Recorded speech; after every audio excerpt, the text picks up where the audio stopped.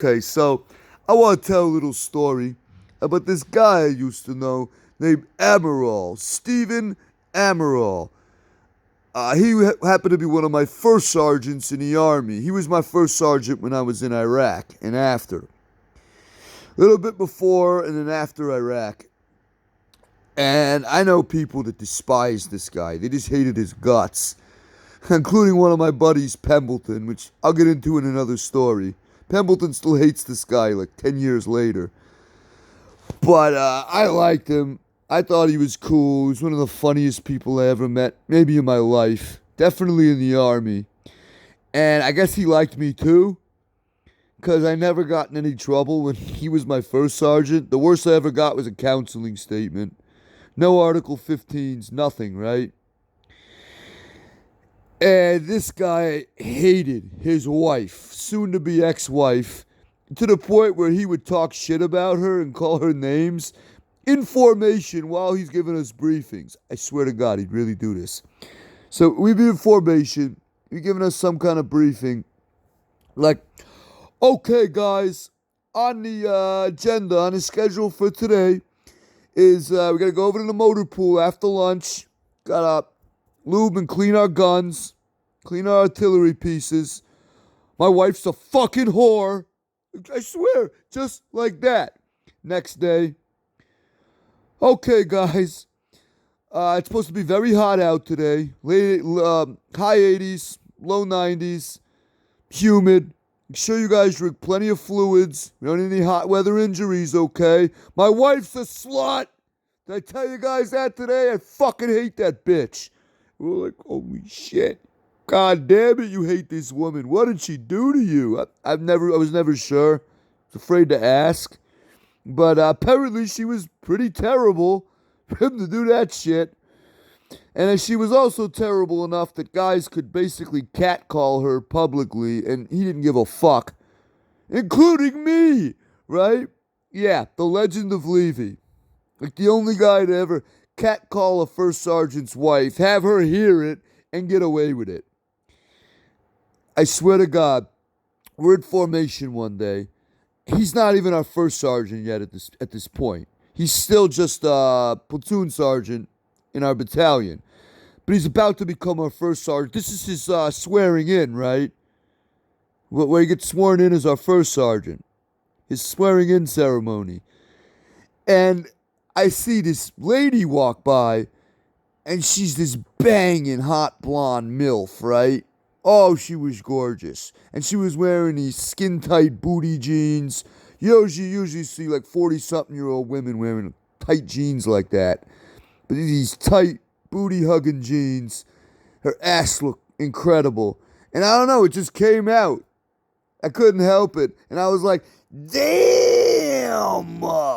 And like I said, it was loud enough for this woman to hear it. And everybody was like, you could hear a pin drop in our formation. Levy, that's fucking our new first sergeant's wife, dude. I'm like, oh shit, really?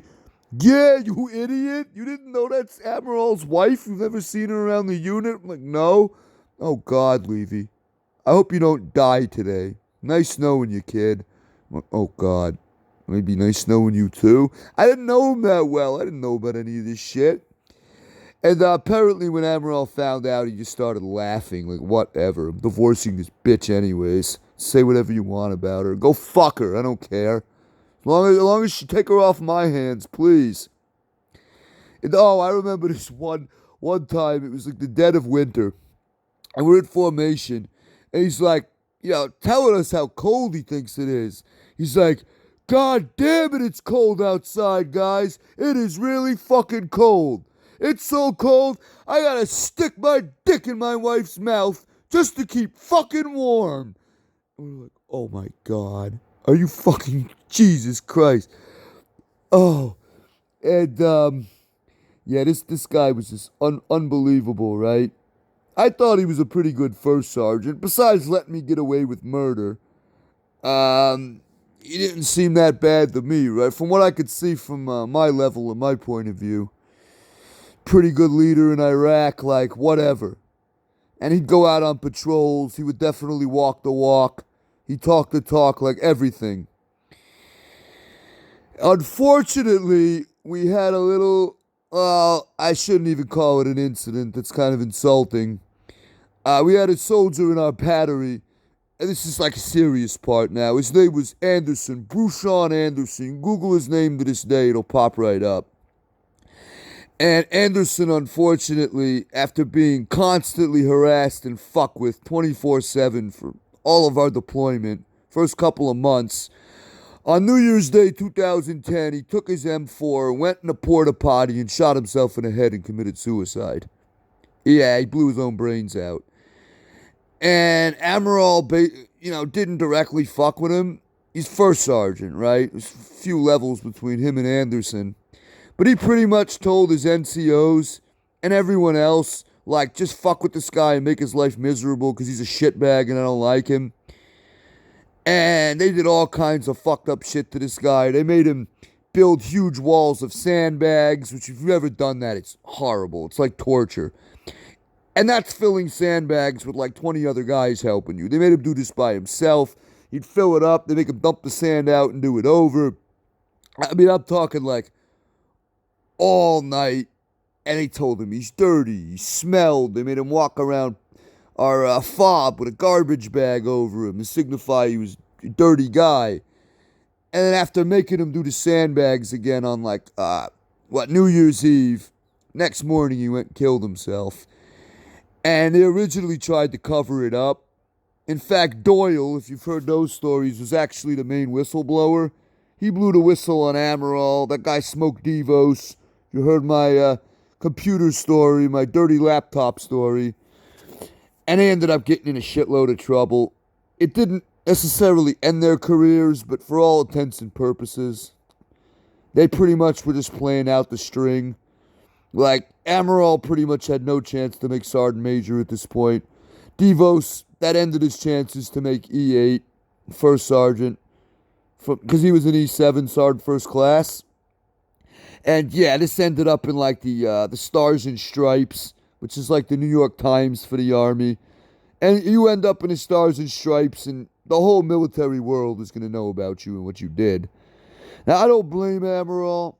Okay, I know a lot of people, including Doyle, still hate him. Doyle, who he banished to the guard tower for like the last 6 months of our deployment. I'm like, Doyle, what are you doing in the guard tower? Only shitbags do guard duty. He's like, yeah, man, I'm here the rest of the time. I kind of snitched and blew the whistle. It was me. I'm like, oh, okay. But I don't blame Amaral or Devos. Maybe the guys that like directly, I don't blame any of them, because no matter how bad they fuck with that dude, no one made him go in that porta potty and pull that trigger. No one made him put that M4 to his head. Yeah, in the end, it really wasn't their fault. Yeah, guy should have had more of a spine, should have had more balls, and not been as much of a snowflake. I mean, it might sound fucked up, but what are you going to say, right? No one makes you kill yourself in the end. But, yeah, that was my half funny, half serious story about my old First Sergeant Stephen Amaral, First Sergeant Amaral. How he was like one of the funniest guys I ever met in the Army.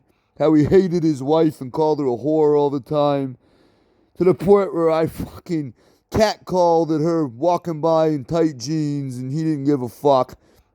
And he was held to be responsible for that kid Anderson shooting himself, even though in the end I really can't blame him. Because, he didn't pull the trigger. But what a guy. What a fucking guy.